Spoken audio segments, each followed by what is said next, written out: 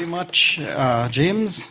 So now let's jump right into the questions. I know you all were holding a number of things, so let's go.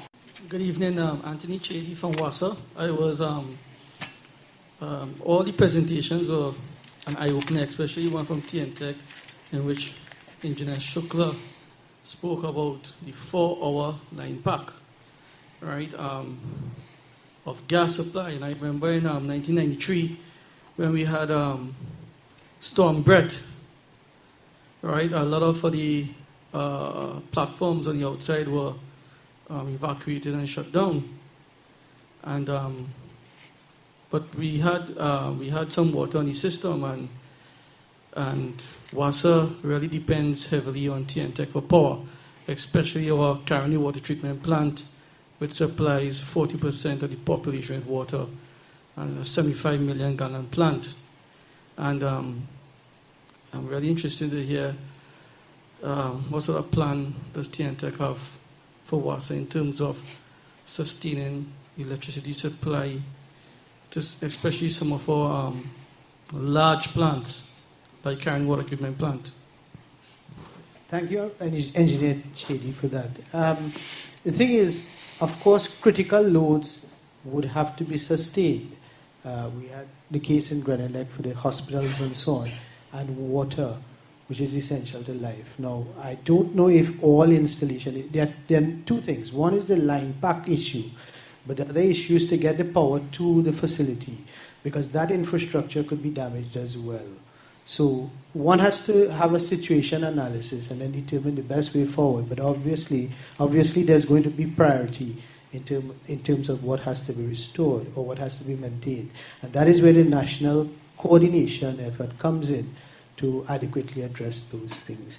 TNTech cannot do much about the line pack because, of course, that's an issue with the gas company and, of course, the operating platforms. As I said before, depending on the severity of the event, some platforms would go on autopilot so that they'd continue gas production, but in the event of some major event, they would be shut down.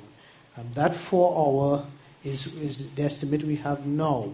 That could change because we are in discussions with NGC to determine more accurately what that reserve is.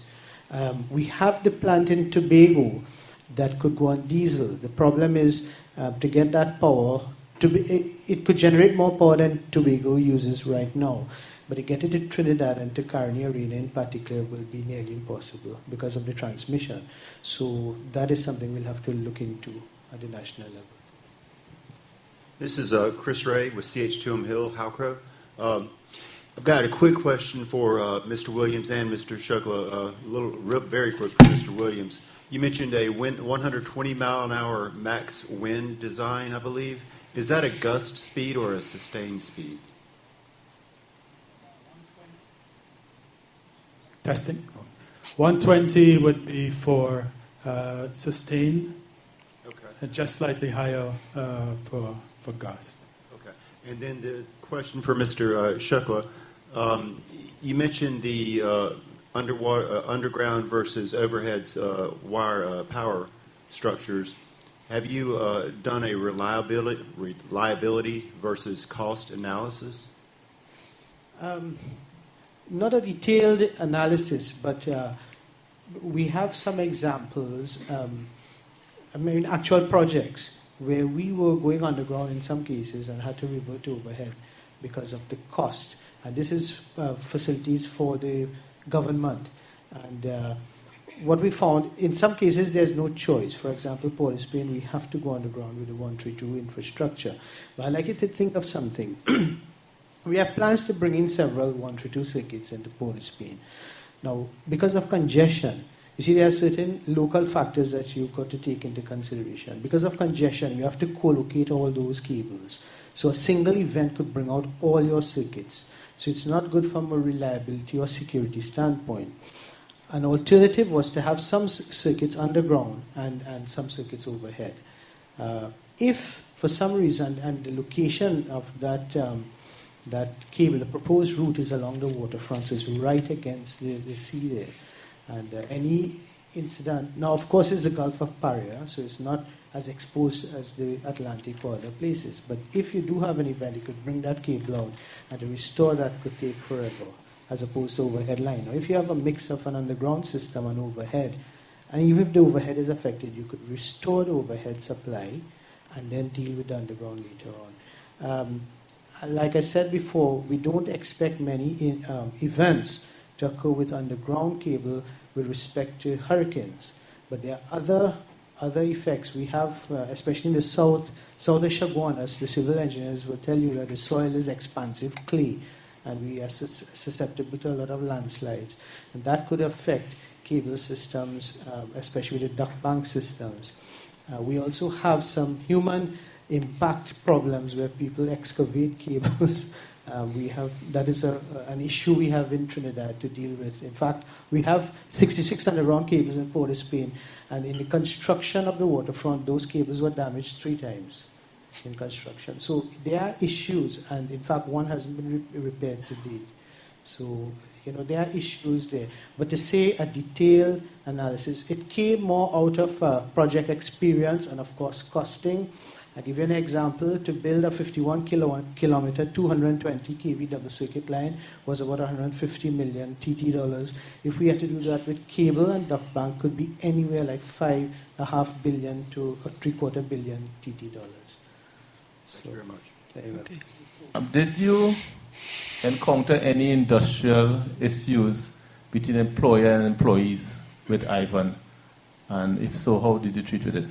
When you're responding to a situation like that, our employees, it was a proud moment for them because the nation really looked up to the power company to restore power.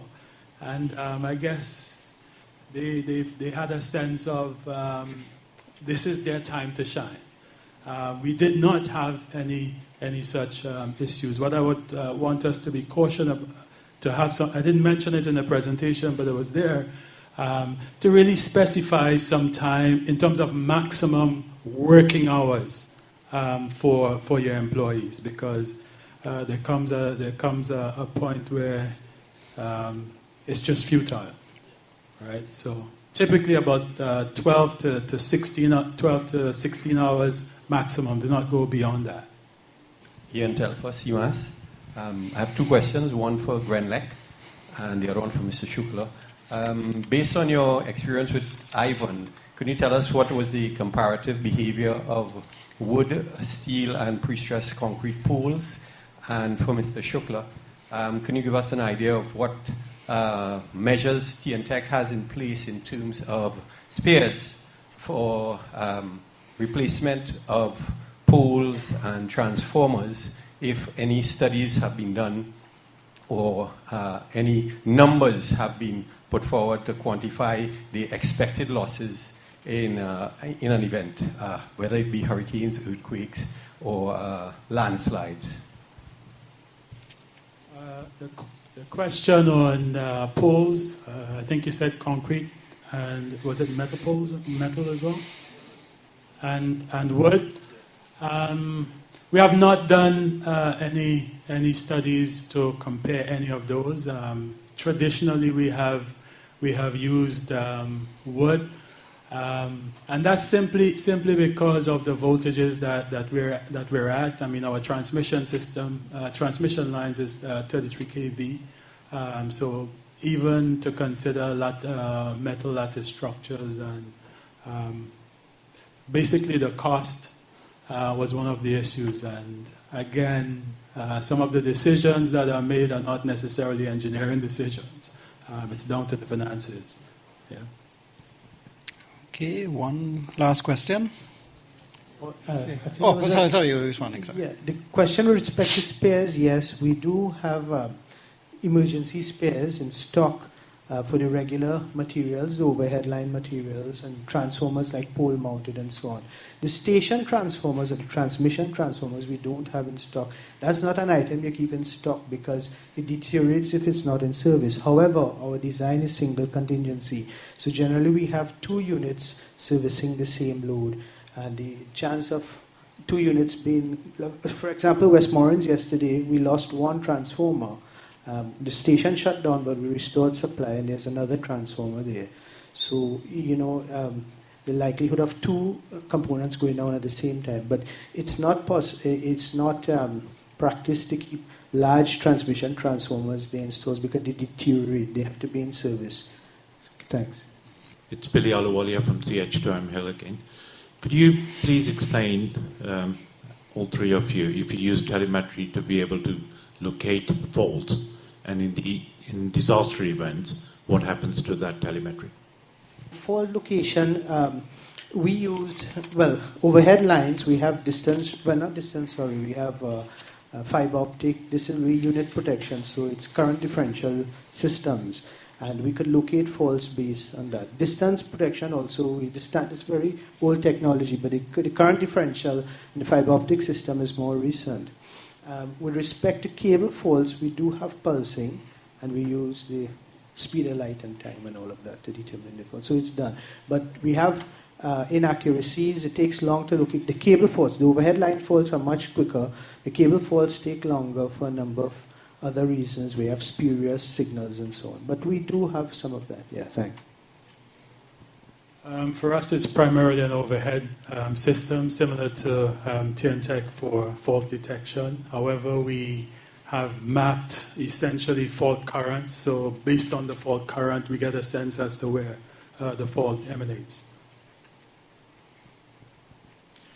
For electronic issues, we have our network monitoring system, and that reports back in whether the service is up or down. The fiber optic cables, we use our OTDRs to measure the distance of the faults. The copper, we don't measure the distance of the copper fault, copper failure, but the copper again is in the access plant. So it's not as critical as to our operations as it is to the electrical companies. Just wanted to add, as my TSTT colleague, we also have a SCADA system that operates the transmission. So there is that the RTUs and other relays, we have that signal back to the control center indicating if a component is out. But the location along the line is by the other method. Okay, thank you. I think, ladies and gentlemen, we've come to the end of an extremely informative session this afternoon. I think we should give our panel a round of applause.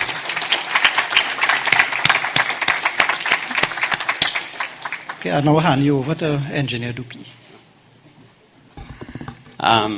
Before you all disappear, I want to say thank you all for coming here and spending an extra half an hour with us as the plan day. Thanks to all the speakers, you, the participants, and the sponsors who have provided this conference gathering. Just a notice that the certificates of participation would be handed out tomorrow after the conference has ended. Getting your attention, I just wanted to say that the conference, the team that organized this conference, we started this about September, so basically 4 months ago. A lot of time and effort was spent. It's all voluntary. And I think I would like to just call the members who participated here so you can see their faces. I would like to call on Engineer Hayden Fulong, Engineer Fazir Khan, if you can come forward so they can see you. Engineer Fazir Khan, Engineer Roger Chansu, Engineer Karen Burgess, Engineer Margarita Leonard,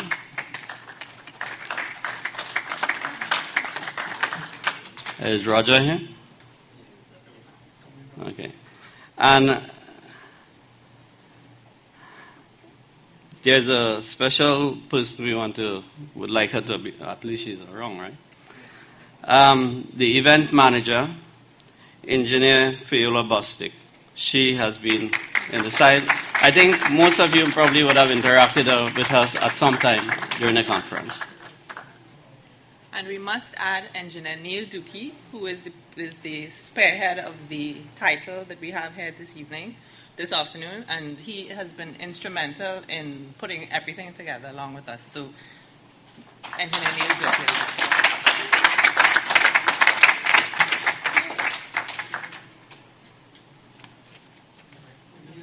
Okay. Oh, an engineer Singh. Yeah, good friend.